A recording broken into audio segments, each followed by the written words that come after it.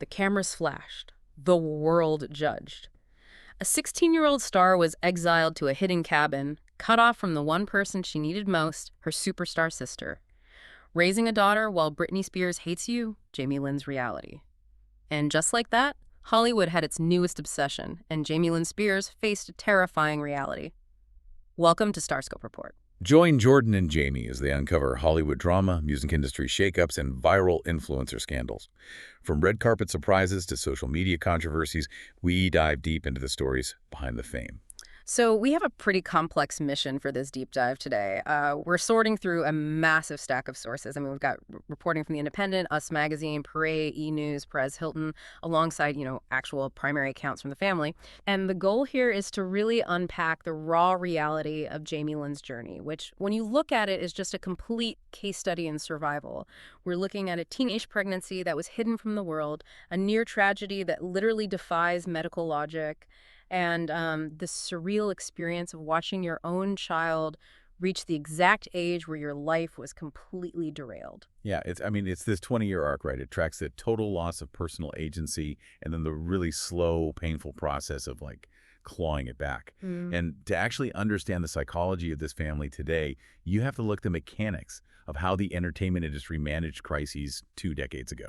Well, let's just dive straight into those mechanics, because I am genuinely stuck on the logistics of what happened in late 2007. We all remember the media circus. But according to her 2022 memoir, Things I Should Have Said, her parents and her PR team literally whisked her away to a secluded cabin in Mississippi. Wow. And they confiscated her smartphone. And I don't understand how a PR team has the practical authority to just take a phone away from an expectant mother and dictate who she can talk to.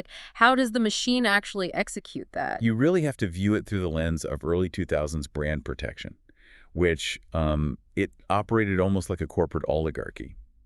When a teenager is the anchor of a multi-million-dollar television franchise, the lines between child, employee, and, commodity are just completely blurred. Yeah, that makes sense. The handlers and management teams aren't just giving advice. They're orchestrating the physical reality of the asset. The panic wasn't about her health.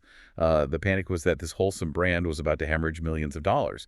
So the crisis playbook just kicks in: isolate the asset, control the information, and eliminate any unpredictable variable. Right. And one of those unpredictable variables was her own sister.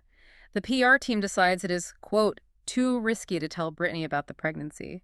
They are actively hiding this life-altering medical reality from her sibling. It's just so hard to fathom. It is. Jamie Lynn wrote in her book, I needed her more than ever, and she wasn't able to help me in my most vulnerable time. So the team is essentially saying, the brand's stability is way more important than your psychological need for your sister. And the mechanism of that isolation is what causes the long-term psychological damage. When a crisis management team treats your pregnancy like a radioactive spill that needs to be contained, it completely strips away your humanity. Exactly. You aren't experiencing a daunting but natural human milestone. You are taught that your changing body is a corporate liability. The handlers severed the one familial tie that actually understood the crushing weight of that specific type of global fame. It's essentially a pop culture witness protection program, but instead of protecting you from the mob, they are protecting the corporate bottom line from you. That is exactly what it is. Think about the foundation that lays for a young mother. You are supposed to be figuring out how to care for a newborn, but your immediate environment is teaching you fear, secrecy, and shame. And that environment of total control is just so brittle. When you spend your formative years having every single variable managed by publicists and handlers, you develop this false sense that life can be curated. You think disaster can be contained if you just hide in the right cabin. But as we know, no publicist can manage the reality of what happened a decade later. Jamie Lynn survived the isolation of that cabin, but that was nothing compared to the literal nightmare that would strike her family. If you're loving these Hollywood twists, make sure you're subscribed, because we've got an unbelievable true story of survival coming up next. Yeah, the physiological and emotional reality of this next chapter is something no one could ever prepare for. Okay, so it's February 5th, 2017. Maddie is 8 years old. It's a totally normal day on the family property in Kentwood, Louisiana, until Maddie, who is riding an off-road ATV, crashes and flips into a pond. Oh my gosh. And the details of this are just agonizing. She wasn't just thrown into the water, she was trapped in the vehicle's safety netting, completely submerged. The cruel irony of safety netting is that it's designed to keep passengers inside the roll cage during a crash on land. But in water, that exact safety feature becomes a submerged trap. Jamie Lynn has spoken about this recently on the reality show, I'm a Celebrity, Get Me Out of Here. Right. She described standing on the bank, diving in, trying to free her daughter, and physically failing. The terror of those minutes, I mean, when you read the timeline, she is underwater for several minutes. First responders finally arrive, cut her free, and pull her out. She has no pulse. She is airlifted to a hospital, intubated, and placed on life support. The medical assessment was so grim that a priest was actually brought in to give an 8-year-old her last rites. So I have to ask you, from a psychological standpoint, what happens to a parent's brain in that scenario? How do you process watching the medical team take over when your own attempts to save her failed? Well, the human brain isn't built to process that level of immediate catastrophic helplessness. During a traumatic event like that, your amygdala completely hijacks your nervous system. You enter this state of profound shock where time just distorts. Wow. Jamie Lynn noted that logic simply took over, like a cold realization where she thought, nobody can live if they've been underwater this long. It's a defense mechanism. Your brain starts preparing you for the worst possible outcome because the reality of hoping is just too agonizing. The trauma of those sirens, the helicopter blades, the hospital machinery, it literally rewires a parent's nervous system. I can't imagine holding your breath underwater right alongside your child forever. Like, how does a parent ever truly exhale after almost losing everything in a matter of minutes? You don't. You spend the rest of your life waiting for the next disaster. But then we see this incredible medical anomaly. A week after being underwater without a pulse, Maddie is released from the hospital. 0 brain damage. It's incredible.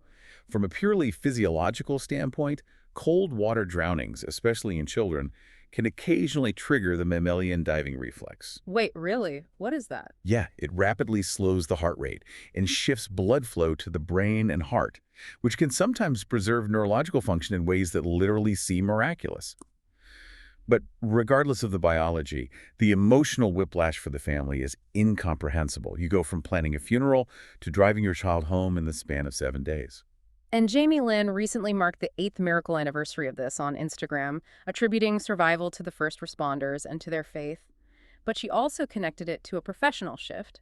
She called it a major turning point, noting that landing her role on the Netflix series Sweet Magnolias was her first job back after the accident. And, throwing herself into Sweet Magnolias makes complete psychological sense. When your personal life delivers a chaotic, near-fatal blow that you cannot control, a television set offers the exact opposite. Oh, that's true. Yeah, a set is heavily structured. You have a call sheet, a script, a predictable schedule. It's a controlled environment that can serve as a grounding mechanism for someone who is processing severe trauma. And Maddie's own perspective on this trauma is staggering. She recently launched a YouTube channel, and she didn't shy away from it at all. She looked straight into the lens and casually said, "I was in a coma, and I came back to life." Chilling. Right. The sheer matter-of-factness of a teenager owning that narrative is chilling, but also incredibly empowering. That empowerment is the crucial bridge to where they are today. I mean, Maddie survived an event where she was entirely at the mercy of physics and first responders, but as she approaches adulthood, we are seeing a fascinating shift in how she chooses to handle her own visibility. Which brings us to the final segment of this deep dive. Maddie defied the odds to survive. But later in the episode, we'll talk about the bittersweet twist nobody saw coming as she prepares to leave home. The freight train of time just comes for everyone. Fast forward to today. The baby that shocked the world is now 16 years old.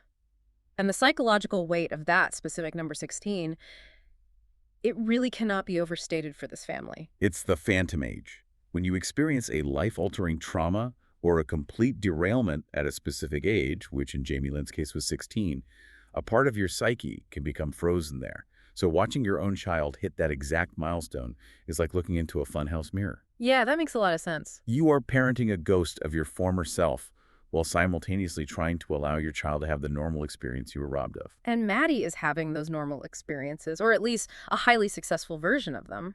In March 2024, Jamie Lynn posted photos of Maddie at her senior prom, sparkly white floor-length gown, matching date with a pink tie. And then Maddie verbally commits to play Division I softball at the University of Southern Mississippi. Which is huge. That D1 commitment is a massive structural contrast to child stardom. Child actors often succeed based on looks, charisma, and just the whims of casting directors' factors completely outside their control. D1 athletics is a pure meritocracy built on thousands of hours of repetitive, grueling physical discipline. Maddie chose a path where success is dictated by her own physical agency, not a PR team spin. And Jamie Lynn is highly aware of this contrast. When the D1 news broke, she reflected on this profound full-circle moment, remembering the world judging her at 16 and now watching her 16-year-old thrive. In April 2026, as graduation approaches, she posts that the cap and gown have arrived. She uses the cliche that time is hitting her like a freight train and admits to eating coffee ice cream for breakfast and lunch because, quote, tears and ice cream is an unbeatable duo. I mean, she's not wrong about that duo. No, definitely not. But she also wrote something deeper. She says she worked hard to break generational curses so they wouldn't be passed down. The awareness there is vital. Recognizing a generational curse means you acknowledge that your family dynamic, the secrecy, the brand over blood mentality, the isolation, was inherently toxic. Mm.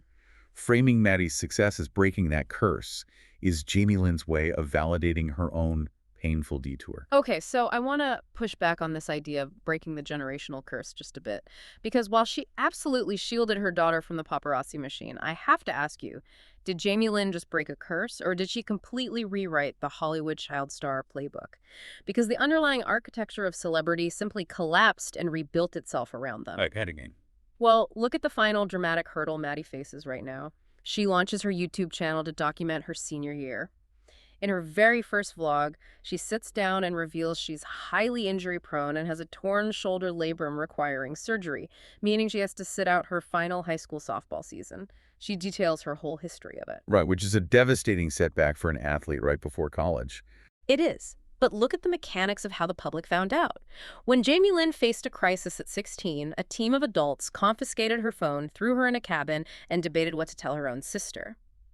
When Maddie faces a crisis at 16, she grabs a camera, sits in her room, edits a video, and broadcasts it directly to her audience. No handlers, no Us Weekly exclusives, no hidden cabins. Oh, wow. I see what you're saying. Yeah, I'm not entirely convinced Jamie Lynn broke a curse. I think technology evolved to a point where Maddie can simply bypass the gatekeepers that imprison her mother. Maddie has the ultimate tool her mother was denied, a direct line to the world. That is a phenomenal read on the situation. The power dynamic has entirely inverted. In 2007, the media owned the narrative, and the celebrity was the prey trying to hide. Today, the celebrity, or even the child of the celebrity, is the broadcaster. The PR strategy isn't to hide the injury. The strategy is to monetize the vulnerability. Maddie isn't waiting to be exposed. She is weaponizing her own transparency. By casually listing off her broken bones and her coma, she removes any leverage the tabloids might have had. You can't expose a secret that a 16-year-old has already vlogged about. Exactly. It renders the paparazzi completely obsolete. And Jamie Lynn's reaction to the vlog was to simply repost a clip of it, focusing on resilience, saying that being a resilient person is a quality earned by having no other choice. She is just letting Maddie steer the ship. Stay tuned and hit that subscribe button so you don't miss our next deep dive into the stories shaping pop culture. It forces us to look at the broader evolution of fame. Jamie Lynn's early life was dictated by a system that believed maintaining an illusion was worth destroying a family over. The handlers prioritized the Zoe 101 image over a sisterly bond, creating a rift that dominated headlines for a decade. The currency of that era was secrecy. And the currency of this era is radical transparency. It leaves you with a really fascinating thought to sort of mull over about the children of this intensely scrutinized 2000s generation. The ultimate rebellion for the child of a heavily managed pop culture dynasty isn't a massive scandal or a public meltdown. The greatest rebellion is simply being the author of your own completely unfiltered reality. What does it say about the future of celebrity culture when the children of the most scrutinized generation realize their greatest power is simply owning their own story, holding the camera themselves? No publicists, no Mississippi Exile, just a camera and the truth. You've been listening to Starscope Report, where Jordan and Jamie uncovered the stories shaping Hollywood, music, and pop culture. Thanks for tuning in, and don't forget to subscribe for more stories that keep the stars shining.